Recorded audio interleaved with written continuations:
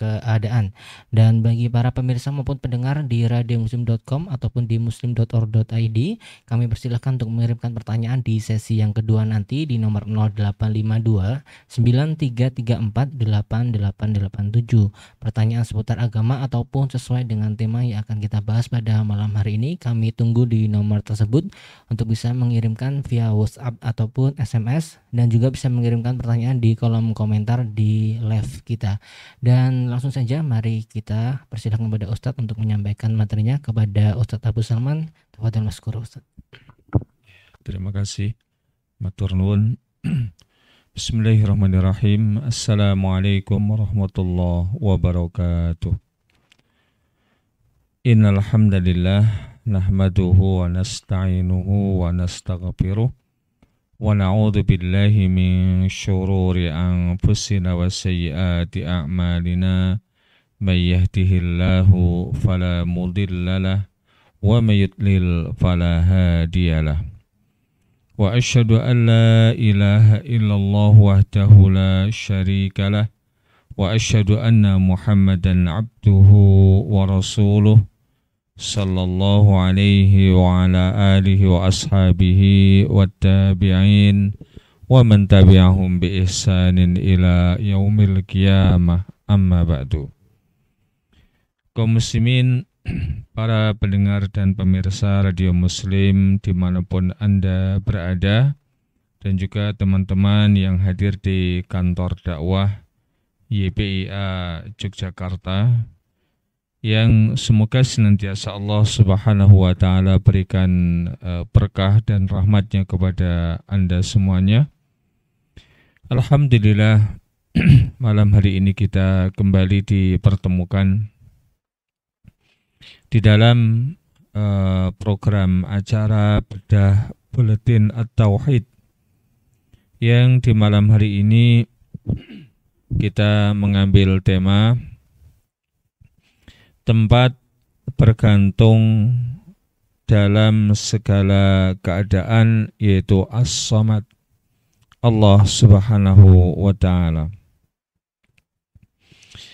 Di mana di dalam pembahasan kita pada malam hari ini akan membahas beberapa poin.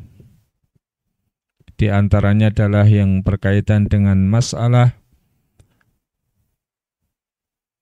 kesulitan ekonomi yang terjadi di akhir-akhir ini, kepada siapakah kita harus bergantung, kemudian siapakah yang layak untuk kita jadikan sebagai tempat bergantung dalam semua keadaan, dan tidak lain kecuali hanyalah Allah Subhanahu wa Ta'ala, Sang Khalik, pencipta kita semuanya dan yang mengatur seluruh alam semesta ini. Dialah yang layak untuk kita jadikan sebagai tempat untuk bergantung.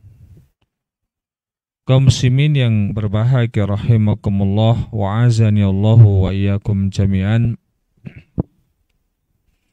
Akhir-akhir ini tentu kita banyak di antara penduduk Indonesia ikut merasakan dampak dari kondusifan keadaan perekonomian yang disebabkan banyak hal.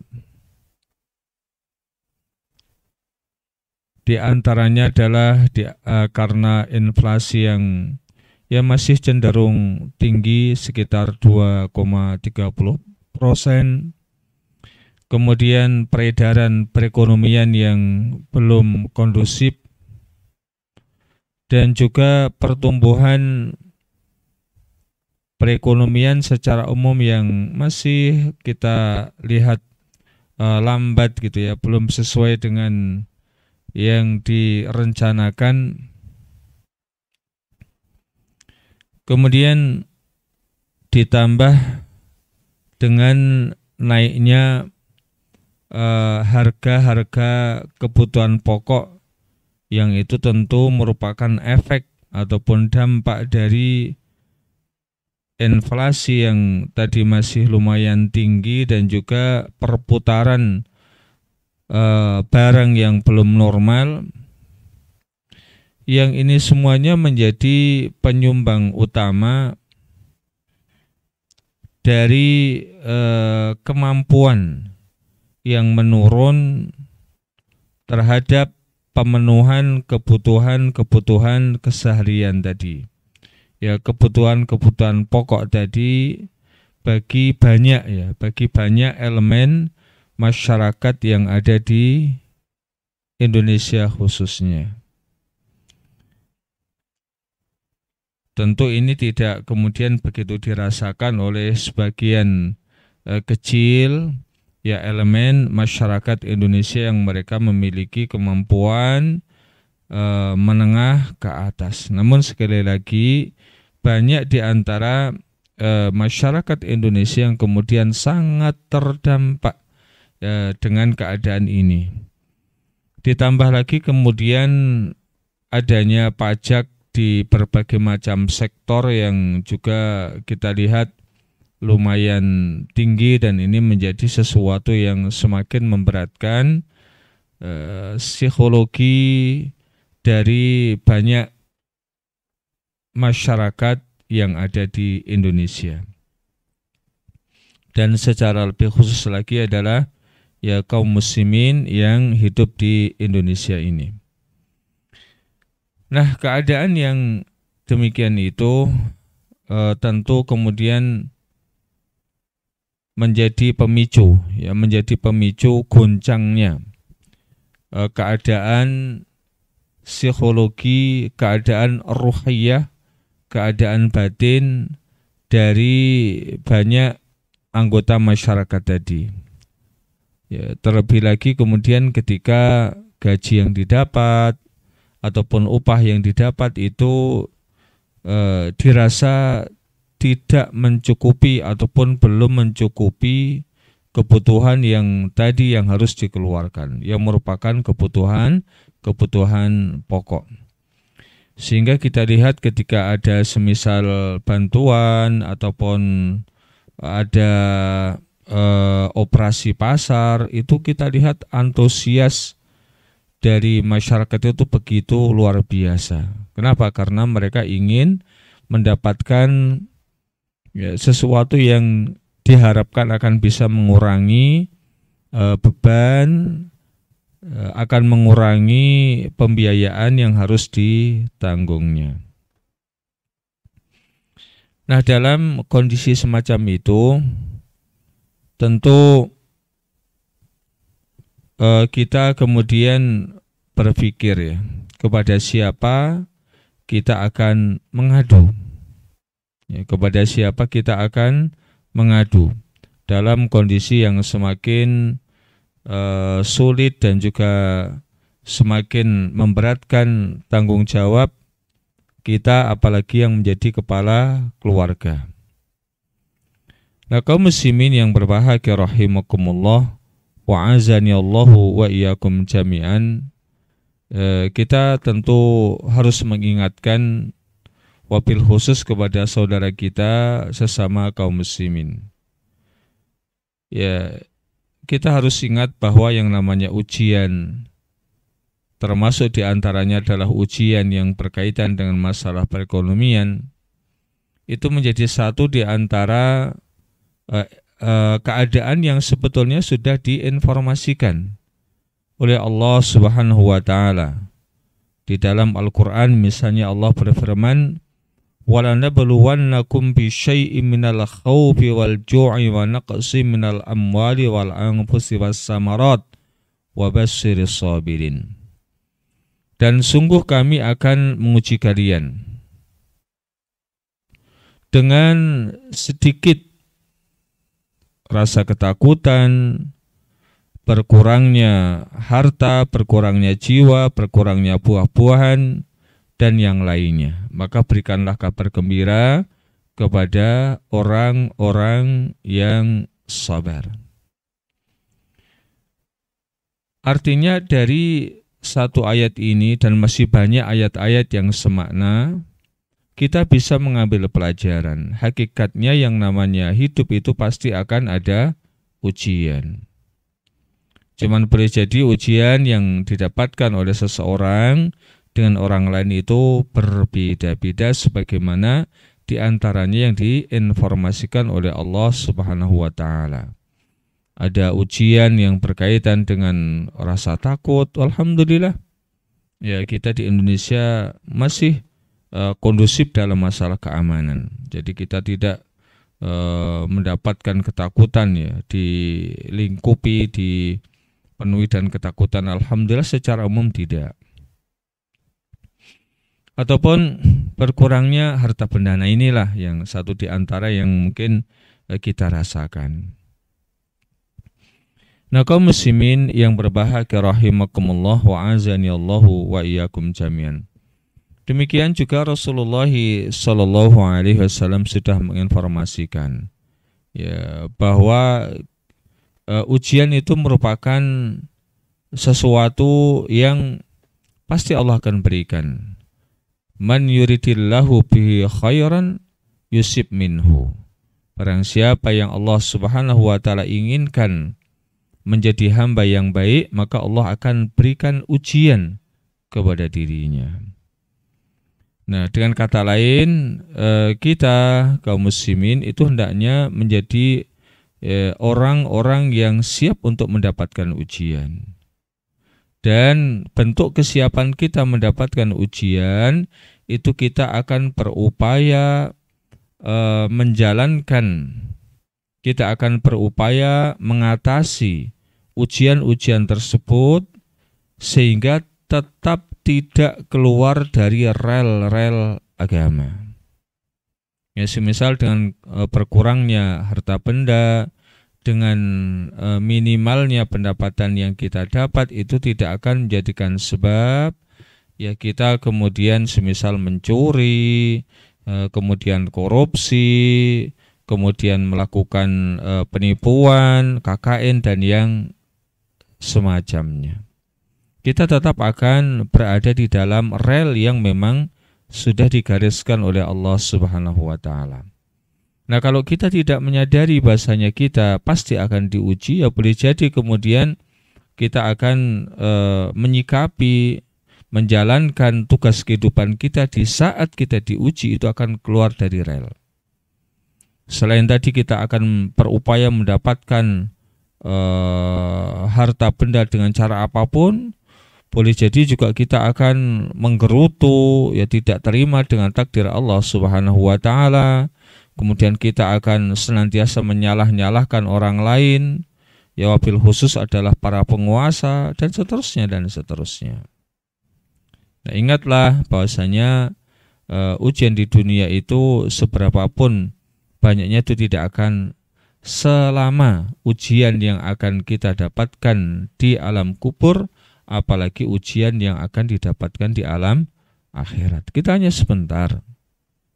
Oleh karena itu hendaklah kita berupaya semaksimal mungkin untuk bisa menyikapi ujian yang ada ini dengan cara yang benar. Apalagi ketika Rasulullah sallallahu alaihi wasallam bersabda yang kurang lebih, ya, asyaddun nasi bala'an an-nabiyyuna summal amsal summas salihuna summal amsal fal amsal. Ujian yang paling berat itu sesungguhnya yang Allah berikan kepada para nabi. Kemudian yang Allah berikan kepada orang-orang yang soleh dan orang yang tingkatannya di bawahnya dan di bawahnya. Nah, ini adalah di antara dalil-dalil yang semoga bisa menjadikan diri kita lebih kondusif, diri kita lebih tenang, diri kita lebih bisa menahan emosi, ya, untuk tidak keluar dari rel-rel agama. Ya, apalagi kemudian ketika kita masih memiliki tempat untuk bergantung, yaitu Allah Subhanahu wa taala As-Samad, ya. Tempat bergantungnya seluruh makhluk itu adalah Allah Subhanahu wa ta'ala. As-Somad merupakan satu di antara nama-nama Allah Subhanahu wa ta'ala yang mencapai puncak kebaikannya. Ya. Nah, sudah selayaknya kita kaum muslimin ya mengenal apa itu As-Somad. Pepatah kita mengatakan tak kenal tak sayang. Ya marilah kita berupaya ya untuk mengenali apa itu makna As-Somad, yang boleh jadi ini menjadi kata-kata yang sesungguhnya paling sering kita baca, paling sering kita dengar. Kenapa? Karena itu ada di dalam surat terpendek, yang biasanya surat terpendek itu menjadi surat yang paling banyak dibaca di dalam sholat-sholat kita. Bahkan yang misalnya di rakaat yang sebelum-sebelumnya yang dibaca panjang, namun ketika di rakaat kedua yang banyak dibaca adalah surat Al-Ikhlas, yang disitulah ada kata-kata As-Somad, di mana kata As-Somad ini di dalam Al-Quran ternyata tidak banyak disebutkan, dan bahkan hanya ada satu, Namun meskipun hanya satu, ternyata ini banyak sekali kita sebutkan. Ya, Qul huwallahu ahad, Allahus somad. Yang ini merupakan satu di antara Asmaul Husna, nama-nama Allah Subhanahu wa ta'ala yang mencapai puncak keindahannya. Nah, dengan kita kemudian memahami, mengenali tentang nama-nama Allah Subhanahu wa ta'ala, kita berharap maka akan semakin bertambah pula ya kecintaan kita kepada Allah Subhanahu wa ta'ala. Sebagaimana pepatah tadi, tak kenal tak sayang. Mungkin ada di antara para pemirsa dan para pendengar sekalian yang sudah ngelotok di luar kepala hafal Asmaul Husna. Cuman yang perlu kita pertanyakan kepada diri kita, sudah tahukah makna dan juga konsekuensi dari Asmaul Husna yang kita hafal tersebut? Yang sehingga seseorang yang bisa menghafalnya, menjaganya, mengetahui maknanya, itu akan mendapatkan kabar gembira dimasukkan ke dalam surga Allah Subhanahu wa ta'ala dalam keadaan mendapatkan syafaat Rasulullah sallallahu alaihi wasallam. Nah, harapannya semakin kita setelah menghafal kemudian kita mempelajari satu demi satu apa itu makna daripada nama-nama Allah Subhanahu wa ta'ala yang husna tersebut, maka akan semakin tambahlah rasa cinta kita kepada Allah Subhanahu wa ta'ala. Sebagaimana semisal yang Allah Subhanahu wa ta'ala firmankan di dalam surat Al-Baqarah ayat ke-165. Wa minan nasi may yattakhidhu min dunillahi andada yuhibbunahum ka hubbillah walladzina amanu asyaddu hubban lillah walau yaral ladzina zalamu idh yarawnal adzaba annal quwwata lillahi jami'a wa annallaha syadidul adzab. Dan di antara manusia ada orang-orang yang menyembah tandingan-tandingan selain Allah Subhanahu wa ta'ala. Mereka mencintai tandingan-tandingan tersebut sebagaimana mereka mencintai Allah Subhanahu wa ta'ala. Berbeda keadaannya dengan orang-orang yang beriman, maka mereka amat sangat cinta kepada Allah Subhanahu wa ta'ala. Dan seandainya orang-orang yang berbuat zalim tersebut mengetahui pada saat mereka melihat siksa pada hari kiamat kelak bahwa kekuatan itu hanya kepunyaan Allah semata dan bahwa Allah itu amat berat siksanya, niscaya mereka akan menyesali sebelum itu. Hingga mereka akan kemudian berupaya yang mengikuti apa yang diperintahkan oleh Allah Subhanahu wa taala. Namun penyesalan itu ada di akhir. Ya, penyesalan di akhirat maka tidak akan ada gunanya. Penetapan asma Allah Subhanahu wa taala yang agung ini ya hanya disebutkan di dalam satu ayat yang ada di dalam Al-Qur'an, yaitu tertuang di dalam surat Al-Ikhlas. Ya. Qul huwallahu ahad, katakanlah Muhammad, dia adalah Allah yang Maha Esa. Dia adalah Allah yang Maha Tunggal. Allah adalah As-Samad. Ya, Allah adalah As-Samad. Apa itu As-Samad? Ya. Terdapat banyak penafsiran ya, tentang As-Samad.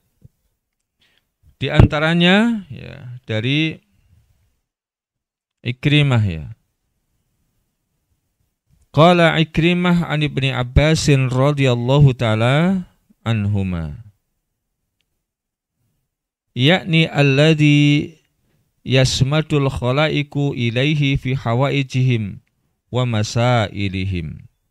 Ya, kata Ibnu Abbas radhiyallahu ta'ala anhuma, As-Samad maknanya adalah seluruh makhluk itu bersandar dan bergantung kepadanya dalam seluruh kebutuhan ataupun permasalahan mereka. Mereka menyandarkannya ya, kepada As-Samad tersebut. Adapun Abu Hurairah radhiyallahu ta'ala anhu menjelaskan As-Samad maknanya innahu al-mustaghna an kulli ahadin wal muhtajju ilaihi kullu ahadin. Yang tidak membutuhkan segala sesuatu dan justru segala sesuatu itu adalah membutuhkan kepadanya. Maka maknanya kurang lebih sama, cuman di dalam makna yang ditawarkan oleh Abu Hurairah radhiyallahu ta'ala anhu ini diberikan tambahan. Tambahannya apa? Bahasanya Allah tidak butuh kepada segala sesuatu. Maka hakikatnya sebagaimana yang sudah kita singgung, kalaulah kemudian kita beribadah dan beribadah itu merupakan perintah Allah dan Rasul-Nya, bukan berarti Allah itu butuh kepada ibadah kita. Akan tetapi kitalah yang butuh kepada ibadah itu sendiri. Ya, kitalah yang butuh kepada ibadah itu sendiri. Kenapa? Karena sebagaimana banyak di dalam ayat disebutkan, barang siapa man amila sholihan falinafsi.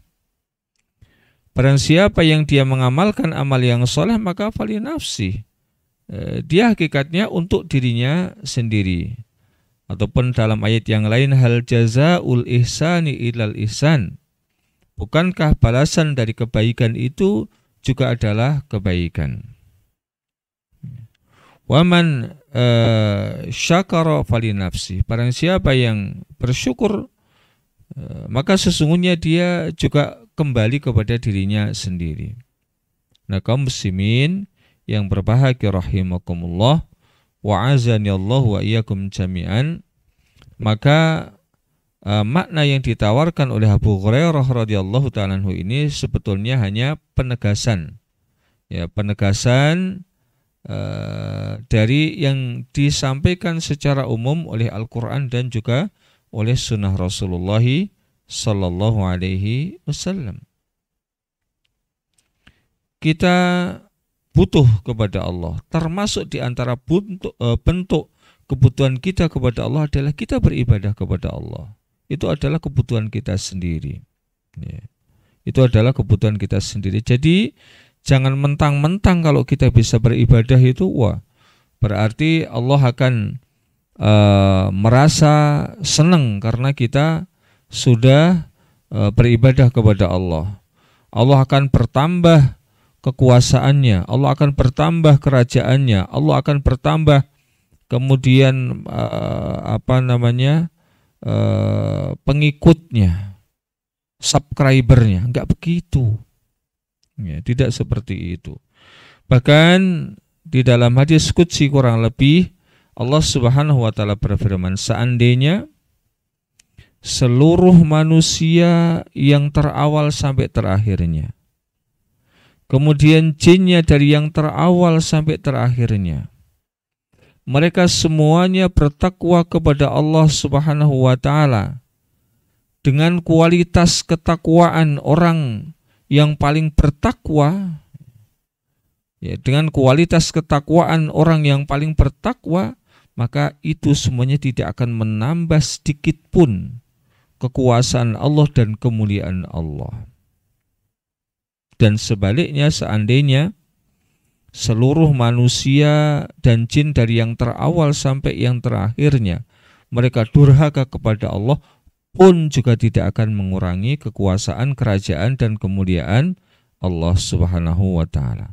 Maka ini juga bukti, ya, bahwa kita melakukan apapun yang kita lakukan itu hakikatnya adalah akan kembali kepada diri kita masing-masing. Allah hanya mencatatnya, Allah hanya mengurusnya, Allah hanya kemudian akan memberikan balasan yang lebih kepada orang-orang yang berbuat kebaikan dari perbuatan kebaikannya itu, dan Allah hanya akan membalas yang sama kepada orang-orang yang berbuat jahat. Di situ Allah ingin menampakkan, menunjukkan kepada kita bahwa Allah pun adalah zat yang sangat memperhatikan untuk berbalas kepada orang-orang yang berbuat baik itu lebih dari apa yang dilakukan. Ya.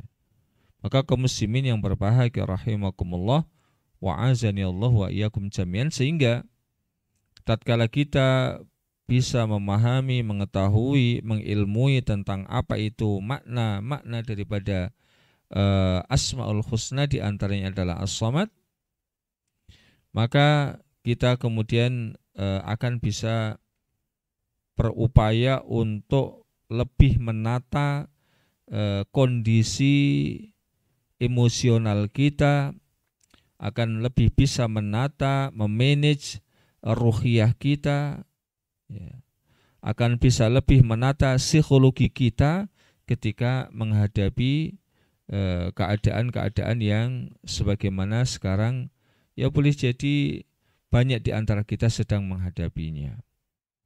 Ya, memang ini tidak semuanya, karena di satu sisi kita melihat adanya orang yang sampai berlimpah, bersisa-sisa, sampai bingung untuk kemudian memanfaatkan harta bendanya karena saking banyaknya. Di sisi yang lain ada orang yang juga bingung, namun bingung karena tidak memiliki kemampuan untuk bisa memenuhi kebutuhannya. Nah, kaum muslimin yang berbahagia rahimakumullah wa azani Allah wa iyyakum jami'an, maka kewajiban kita sebagai seorang mukmin, ya, setelah kita kemudian berupaya menghafalkan, kemudian memahami Asma'ullah Al-Husna, kita kemudian berupaya pula semaksimal mungkin untuk bisa mengimaninya dan mengejawantahkannya di dalam kehidupan kita sehari-hari. Mengimani sesuai dengan makna yang memang telah Allah Subhanahu wa taala berikan kepada kita. Demikian juga mengimani terhadap nama-nama dan sifat Allah sesuai dengan yang ditawarkan oleh Rasulullah Sallallahu Alaihi Wasallam, ya. Tanpa kemudian kita mentahrifnya, yaitu memalingkan makna atau bahkan memalingkan kata dari makna ataupun kata yang asli, ataupun kita menolaknya, mentaktilnya, ya, baik sedikit ataukah banyak atau bahkan semuanya. Tidak boleh kita kemudian mengingkari, meniadakan sifat Allah Subhanahu wa taala dan juga nama-namanya. Dan tanpa kemudian mentamsilnya, yaitu menyamakan ataupun menyerupakan dengan makhluknya. Dan juga kita dilarang untuk mentakifnya terhadap nama-nama dan sifat Allah Subhanahu wa taala, yaitu membagaimanakan ataupun gampangnya memvisualisasikan. Ya, yang sekarang ini eranya era visualisasi, maka tidak boleh kemudian kita memvisualisasikan ya, sifat Allah, nama Allah itu demikian dan demikian, kecuali kalau memang ada dalilnya dari Al-Quran dan Sunnah. Kalau tidak ada maka tidak boleh. Ya. Maka ini kaidahnya, ya. Kita tidak boleh mentahrifnya, mengubahnya dari kata ataupun makna asli kepada kata ataupun makna yang lain, illa bidalil, kecuali kalau ada dalil. Selama tidak ada dalil maka tidak boleh kemudian kita mengubah ya baik kata ataupun makna dari kata ataupun makna yang asli. Contohnya apa misalnya? Orang-orang Yahudi itu ada di antara mereka yang mengubah kata-kata di dalam kitab mereka. Ya, jadi harusnya sami'na wa ta'na, malah kemudian sami'na wa asayna misalnya. Itu mengubah kata ataupun mengubah makna. Misalnya yang kita kenal ya istawa kemudian dirubah menjadi maknanya istaula. Nah, ini mengubah makna itu juga tidak diperkenankan illa bidalil.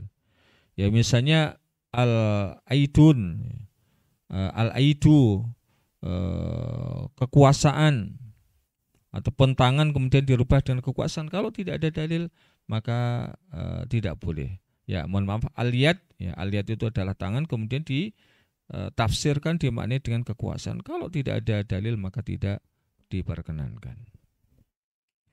Syekh Abdul Razak bin Abdul Muhsin Al-Abad Al-Badr hafidhahumallahu ta'ala di dalam kitab Fikih Asmaul Husna berkata, apabila seorang hamba telah mengetahui bahwa Allah tersifati dengan kesempurnaan dan kemuliaan, dan bahwasanya Allah Ta'ala tidak ada sesuatu pun yang berada di atasnya, tidak ada sesuatu pun yang dapat melemahkannya, dan Allah adalah tempat bergantung dan berlindung semua makhluk, tidak ada tempat berlindung dan keselamatan kecuali kepadanya.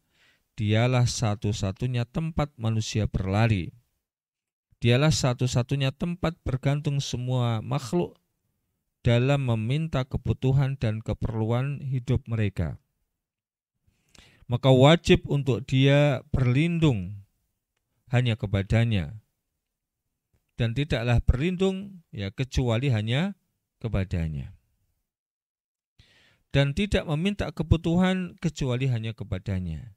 Juga tidaklah bertawakal kecuali hanya kepada Allah Subhanahu wa taala semata. Kita ingat firman Allah Subhanahu wa taala, "Amma yujibul muttarra idza da'ahu wa yakshifus su'a wa yaj'alukum khulafa'al ard a ilahum Allah qalilum ma tadhakkarun." Atau siapakah yang memperkenankan doa, mengabulkan doa orang yang dalam kesulitan apabila ia berdoa kepadanya, dan yang menghilangkan kesusahan, dan yang menjadikan kalian manusia sebagai khalifah di bumi? Apakah di samping Allah ada Tuhan yang lain? Amat sedikitlah kalian mengingat Allah Subhanahu wa ta'ala. Demikian juga di dalam kitab Al-Mawsu'ah Al-Aqidah ditekankan bahwa sesungguhnya seorang mukmin ketika ia menyadari bahwa Allah Ta'ala memiliki sifat as-samad dan tiada satu pun di alam wujud ini yang memiliki sifat as-samad selain Allah Ta'ala, maka ia akan hanya bergantung kepadanya dan seluruh kebutuhannya. Dialah tempat ia berlindung dan tujuan akhirnya. ia tidak akan bermaksud kepada selainnya dan tidak akan memohon kebutuhan-kebutuhannya kecuali hanya kepadanya semata. Nah, ini diantara yang disampaikan oleh para ulama tentang bagaimana seharusnya di dalam kita menyikapi, menghadapi berbagai macam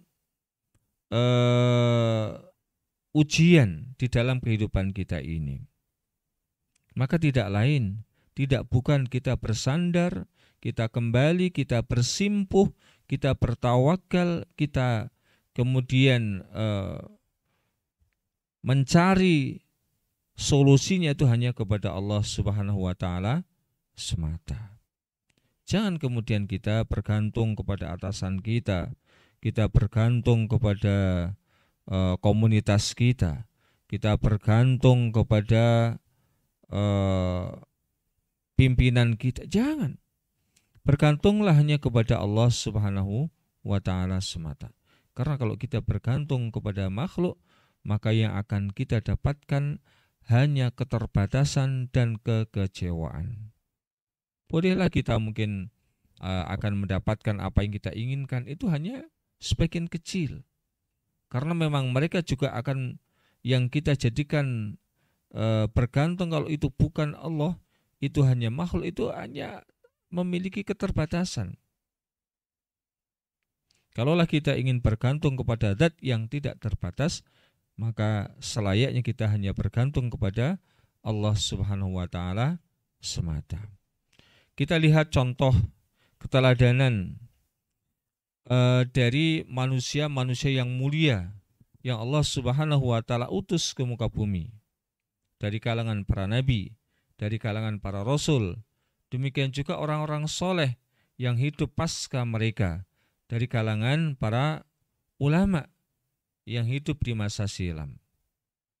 Bagaimanakah mereka kemudian mewujudkan, bagaimanakah kemudian mereka ini berupaya menerjemahkan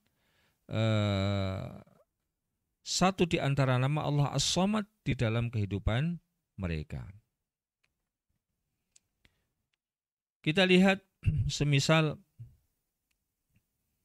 bagaimana bergantungnya Rasulullah SAW kepada Allah Subhanahu wa taala.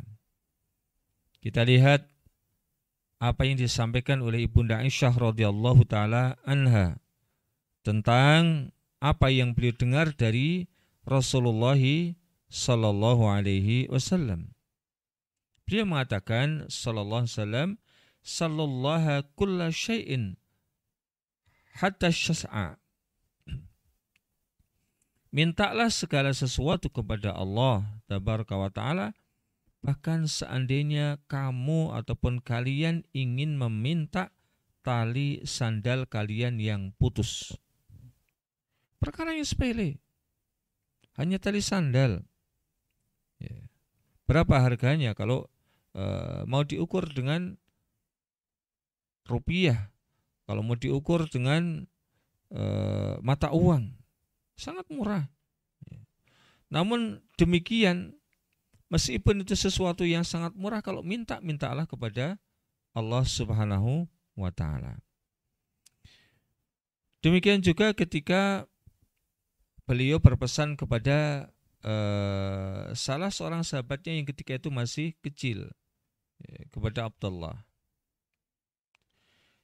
Idza sa'alta fas'alillah wa idza ista'anta fasta'in billah. Apabila engkau meminta sesuatu, maka mintalah kepada Allah. Dan apabila engkau meminta pertolongan, maka mintalah pertolongan kepada Allah Subhanahu wa taala. Nah, inilah yang menjadi kepribadian Rasulullah SAW. Sehingga selain beliau amalkan, juga beliau ajarkan kepada umat manusia.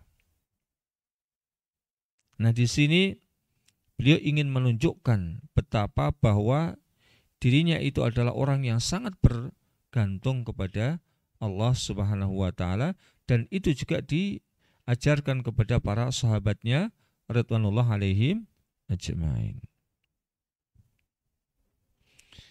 Ibnu Rajab Al-Hambali rahimahullah ta'ala mengatakan, wa kana ba'dus salaf yas'alullaha fi salatihi kulla hawaijihi hatta milha ajinihi wa ilfa syatin. Dahulu para ulama masa silam, mereka memohon kepada Allah Subhanahu wa ta'ala di dalam salat-salat mereka.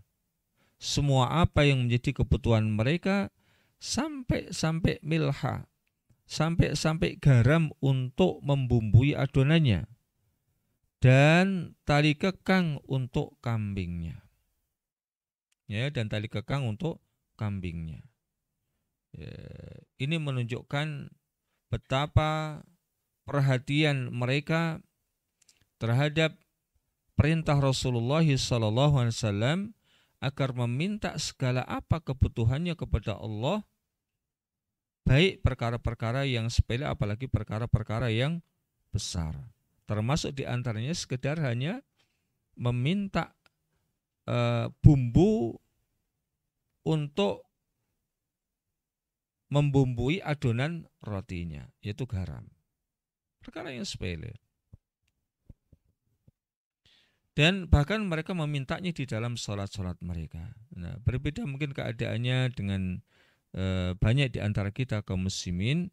Ketika kita membutuhkan sesuatu yang terpikir boleh jadi di dalam benak kita bukan lagi Allah, namun bagaimana nanti saya bisa pinjam kepada si fulan, ya, saya bisa meminta kepada si fulan, bukan yang terpatri di dalam benak kita pertama kali saat kita butuh itu adalah Allah Subhanahu wa ta'ala. Maka marilah kita membiasakan diri di saat kita butuh sesuatu, apapun bentuk kebutuhan kita, maka yang pertama kali terbersit di dalam benak kita itu adalah kita harus meminta kepada Allah Subhanahu wa ta'ala. Dan lebih baik lagi kemudian kita memintanya kepada Allah di sholat-sholat kita. Yang Allah katakan, wasta'inu bis-sabri was-shalah. Mintalah kalian pertolongan kepada Allah Subhanahu wa ta'ala dengan sabar dan sholat. Di saat kita sedang sujud, di saat kita seusai membaca tahiyat sebelum salam, maka berdoalah ketika itu. Terdapat banyak kisah keteladanan dari para nabi dan rasul alaihi wassalatu wassalam. Ya, bagaimana bergantungnya mereka kepada Allah Subhanahu wa ta'ala di saat kondisi yang genting. Contohnya Nabi Muhammad SAW berdoa dan melakukan sholat di tengah malam sebelum perang Badar, yaitu adalah perang Badar Kubro. Ya, Badar ada dua. Badar Sughra itu adalah di mana kaum muslimin memang bersiap diri untuk melakukan peperangan.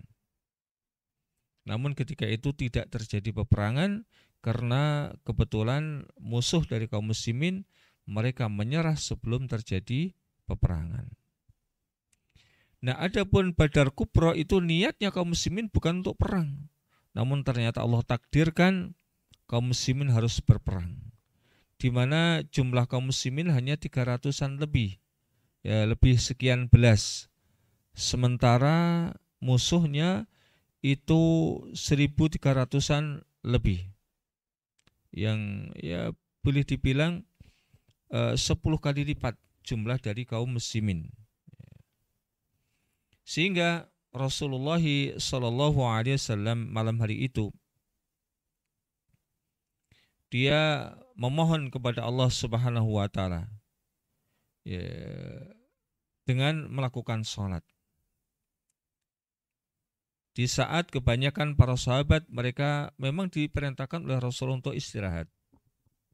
Ya, untuk istirahat, menyiapkan tenaga guna menjalankan peperangan di esok harinya. Hal ini sebagaimana yang dikisahkan oleh Ali bin Abi Thalib radhiyallahu taala anhu.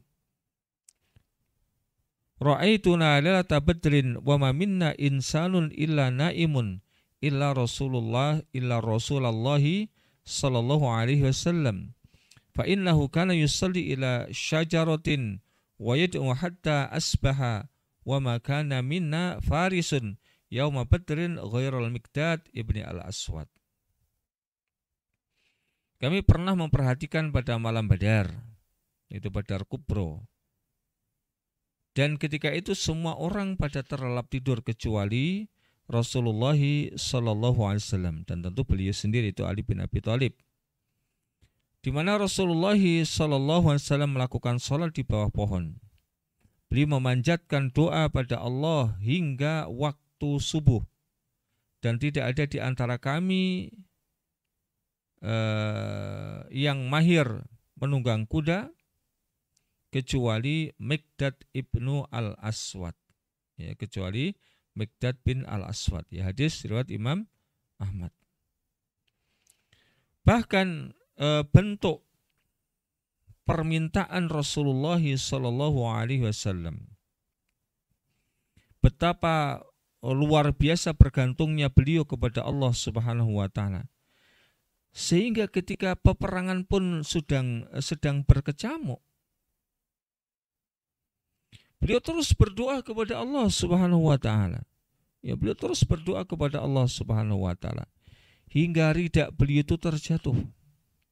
Ya, hingga ridak beliau, selendang beliau itu terjatuh karena beliau memohon kepada Allah dengan mengangkat tangannya tinggi-tinggi. Hingga kemudian Abu Bakar As-Siddiq radhiyallahu taala anhu di belakang beliau mengatakan, yakfika ya Rasulullah, yakfika ya Rasulullah. Cukuplah Rasulullah, Allah akan mengabulkan apa yang menjadi permohonanmu. Dan walhamdulillah, jumlah yang hanya 1/10 tadi dengan izin Allah dan dengan bantuan Allah Subhanahu wa taala, maka kaum muslimin mendapatkan kemenangan. Contoh yang lain adalah kisah Nabi Ibrahim alaihissalam. Ketika beliau diikat oleh kaumnya pada sebuah alat pelontar senjata, kemudian beliau dilontarkan ke dalam kobaran api. Ya, karena beliau senantiasa terus menyampaikan dakwahnya. Setelah beliau menghancurkan berhala-berhala yang ada, maka kemudian diundang di hadapan Raja Namrud dan para pembesar serta masyarakat yang ada. Kemudian Nabi Ibrahim diminta agar meninggalkan peribadatan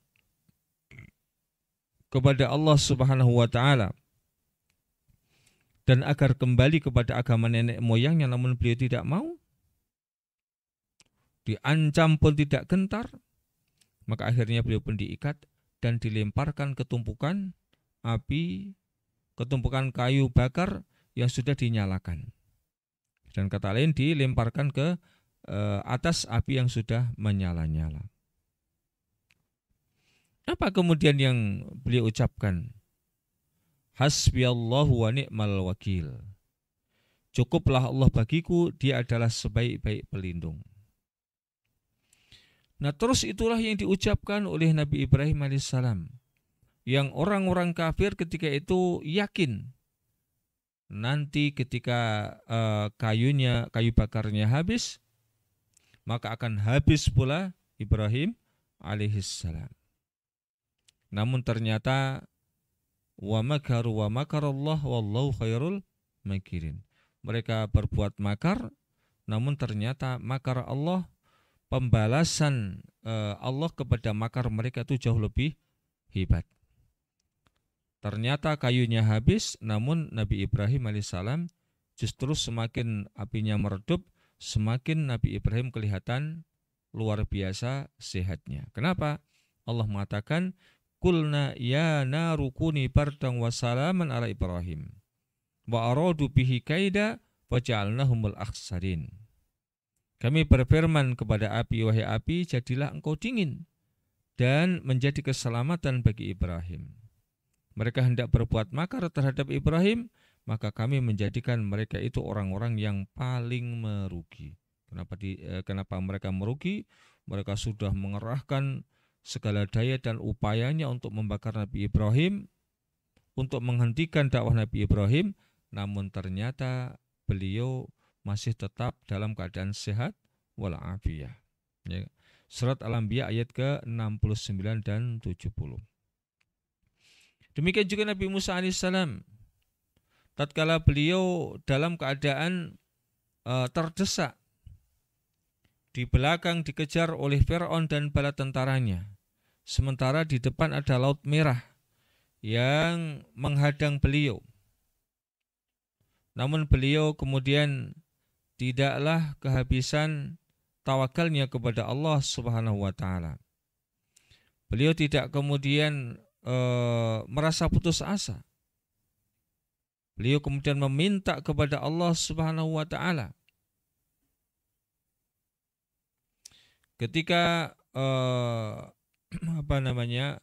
ketika pasukannya dalam keadaan ketakutan. Namun Musa alaihissalam beliau menenangkan mereka. Qala kalla inna ma'iya rabbi sayahdin. Musa menjawab, sekali-kali tidak akan tersusul, sesungguhnya Tuhanku besertaku. Kelak dia akan memberi petunjuk kepada aku. Nah, kemudian apa petunjuk Allah Subhanahu wa taala kepada Nabi Musa? Yaitu Nabi Musa diperintahkan untuk memukulkan tongkatnya ke laut. Maka laut yang semula itu dipenuhi dengan air, ketika dipukul oleh Musa dengan tongkatnya, tiba-tiba terbelahlah laut tersebut. Hingga ketika terbelah ada dua sisi air yang tengah-tengahnya kering. Maka kemudian Nabi Musa alaihissalam dan kemudian para pasukannya menyeberanglah ke seberang melalui belahan laut yang kering tadi. Ketika Nabi Musa alaihissalam dan pasukannya sampai ke seberang, dan sementara Fir'aun dan bala tentaranya masih berada di tengah lautan, maka Allah katupkan kembali. Allah katupkan kembali dua bibir air laut tadi hingga mereka terkubur di dalam laut tersebut.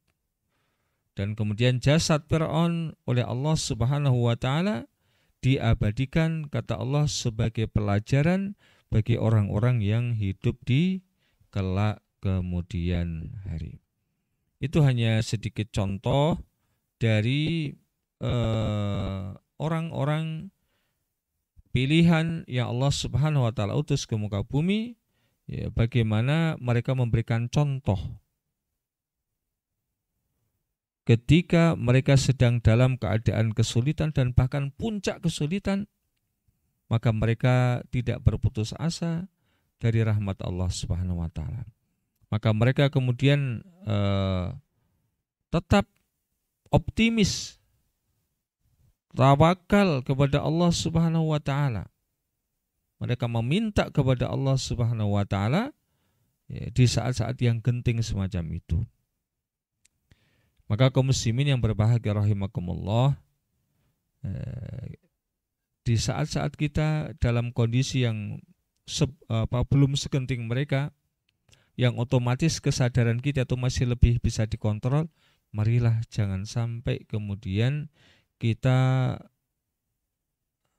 menjadi orang yang logika kita terkadang hilang. Logika waras kita terkadang hilang dan kita lebih senang mengikuti apa yang dilakukan oleh banyak orang. Kondisi sulit, banyak orang menjarah rumahnya si fulan tertentu, kita pun ikut menjarahnya. Jangan. Tetap saja itu adalah sebuah kezaliman. Kita tidak boleh nanti akan diminta pertanggungjawaban oleh Allah Subhanahu wa taala.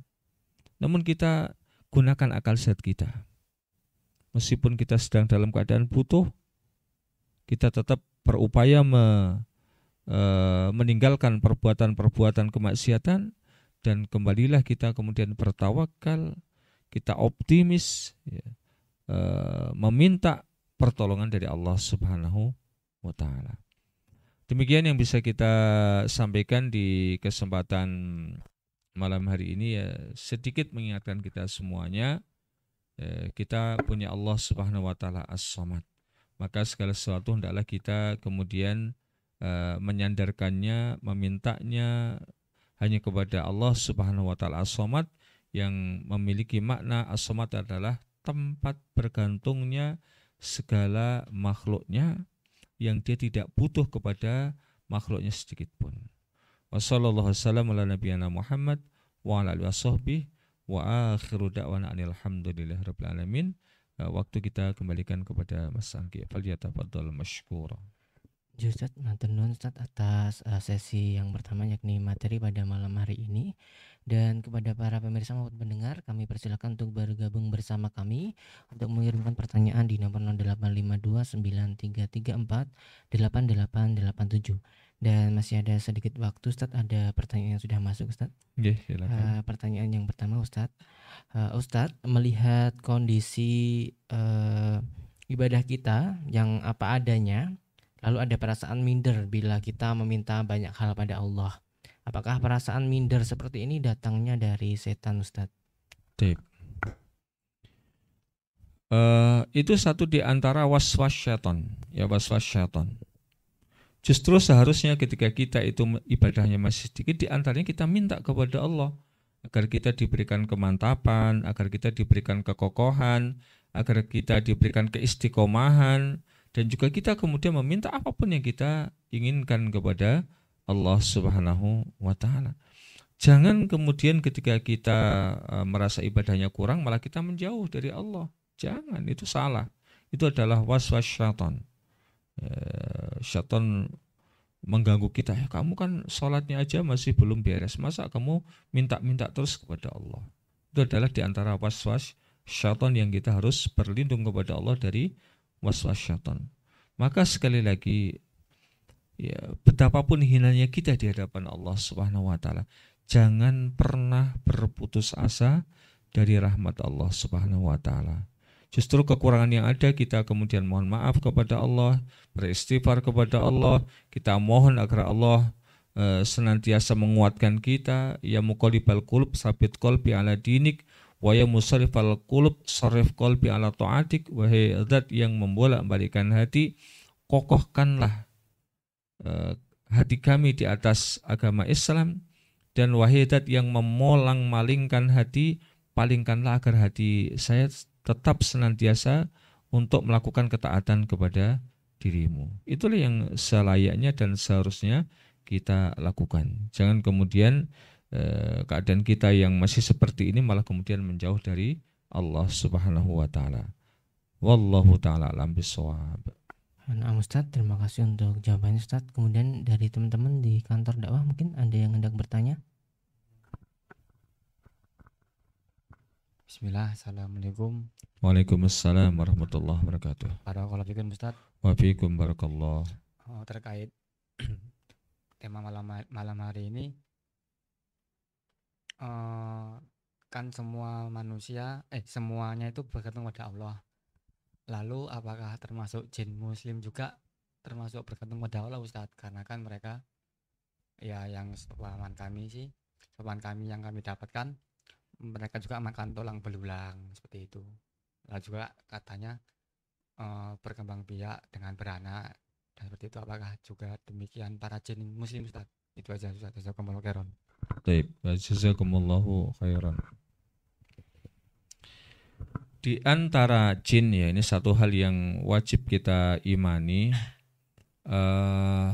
Di dalam surat jin, Allah Subhanahu wa taala menginformasikan kepada kita, dan juga di dalam surat Al-Ahqaf, ya, ayat ke-29 ke-30, Allah Subhanahu wa taala menginformasikan kepada kita bahwa di antara jin itu ada yang kemudian mereka mendengarkan dengan seksama ketika dibacakan Al-Quran kepada mereka dan mereka kagum dan kemudian mereka pun beriman kepada Al-Quran yang dibacakan kepada mereka dan mereka tidak menyekutukan Allah Subhanahu wa Ta'ala di dalam peribadatan.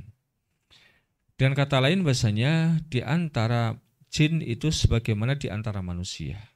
Maka mereka ada yang beriman kepada Allah, namun mereka ada yang kufur kepada Allah.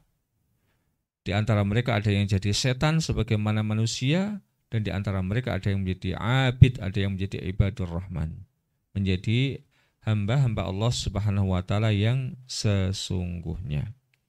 Ya, maka kita kemudian memiliki keyakinan ketika mereka ada yang beriman kepada Allah, maka mereka pun juga yang beriman itu perlindungnya, mereka bertawakalnya, mereka bersandarnya juga kepada Allah Subhanahu wa Ta'ala. Meskipun mereka juga memiliki kemampuan yang tidak dimiliki oleh manusia, yang mereka secara umum bisa melihat kita namun kita tidak bisa melihat mereka, namun hakikatnya manusia masih lebih utama daripada jin secara umum, ya. Jadi mereka juga akan bergantungnya hanya kepada Allah.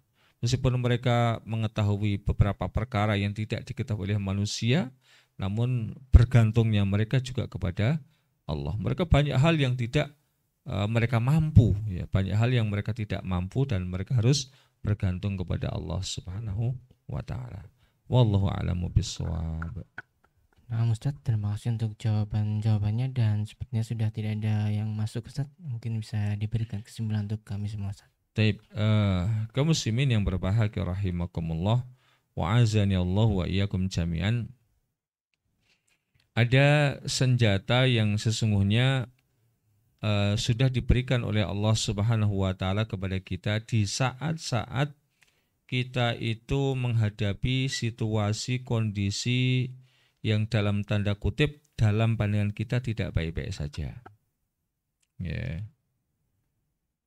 Allah Subhanahu wa Ta'ala sudah berfirman, wa may yattaqillaha yaj'al lahu makhraja wa yarzuqhu min haitsu la yahtasib wa may yatawakkal 'ala Allah fahuwa hasbuh. Barang siapa yang bertakwa kepada Allah Subhanahu wa Ta'ala, maka Allah akan berikan jalan keluar dari berbagai macam problem kehidupan yang dihadapinya, dan dia akan memberikan rezeki dari arah yang tidak dia sangka. Maka barang siapa yang bersandar bertawakal hanya kepada Allah, maka Allah akan mencukupinya. Namun terkadang manusia dengan pendeknya akal, dengan keterbatasannya akal, dia sudah terkadang berani, wah ini tidak mungkin bisa begini dan bisa begitu. Lawong kondisinya saja seperti ini.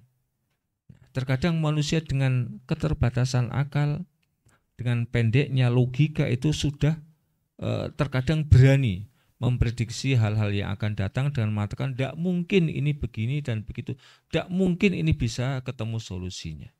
Lah wong kita itu punya Allah, kita punya tempat bersandar. Kenapa tidak kemudian kita bersandar kepada Allah dengan berikhtiar, yaitu kita bertakwa kepada Allah. Bertakwa maknanya adalah menjalankan perintah-perintahnya sesuai dengan nur cahaya yang Allah berikan kepada kita. Dan karena kita mengharapkan ganjaran dari Allah, kita pun juga kemudian meninggalkan berbagai macam larangan-larangannya sesuai dengan nur cahaya yang Allah berikan kepada kita, karena kita takut kepada adab Allah Subhanahu wa Ta'ala. Itulah takwa. Itu yang kita lakukan, maka Allah akan berikan solusi, Allah akan berikan rizki, dan setelah itu kemudian kita bersandar kepada Allah Subhanahu wa Ta'ala semata terhadap apapun yang kita usahakan. Semoga yang sedikit ini bisa menjadi tambahan amunisi bagi kita semuanya, sebagaimana yang dikatakan oleh Ibnu Katsir terkait dengan makna ayat tersebut. Barang siapa yang bertakwa kepada Allah dengan melakukan apa yang diperintahkannya dan meninggalkan apa yang dilarangnya, niscaya Allah akan memberinya jalan keluar serta rezeki dari arah yang tidak disangka, yaitu dari arah yang tidak pernah terlintas di dalam pikirannya. Semoga bermanfaat. Mohon maaf atas segala salah dan kurang. Wassallallahu wassalam ala nabiyana Muhammad wa ala alihi washabbihi wa akhiru da'wana alhamdulillahirabbil alamin. Subhanakallahumma bihamdika asyhadu an la ilaha illa anta astaghfiruka wa atubu ilaik. Billahi taufiq wal hidayah. Assalamualaikum warahmatullahi wabarakatuh. Waalaikumsalam warahmatullahi wabarakatuh. Kami ucapkan jazakumullah khairan kepada Ustadz Abu Salman. Wa jazakumullahu khairan. Semoga Allah senantiasa menjaga Ustadz dan keluarga. Amin amin walaikumussalam. Dan kami ucapkan terima kasih juga kepada teman-teman yang sudah hadir di kantor dakwah. Semoga Allah senantiasa menjaga niat kita untuk selalu lurus kepada Allah dan mengistiqomahkan kita untuk selalu bisa hadir di kajian Bedah Buletin malam hari ini. Dan juga kepada para pemirsa maupun pendengar, terima kasih juga untuk beratensi di malam hari ini. Sebelum kami tutup, kami akan informasikan satu informasi. Insya Allah hari Ahad besok tanggal 26 Oktober 2025 akan diadakan kajian di Masjid Kampus UGM bertemakan tentang sudah benarkah bacaan Al-Fatihah kita. Insya Allah kita akan belajar tahsin bersama dengan Ustadz Rafael Hamim di Masjid Kampus UGM. Dan untuk teman-teman mahasiswa, kami persilakan untuk bisa hadir mengikuti kajian tersebut. Insya Allah waktunya ba'da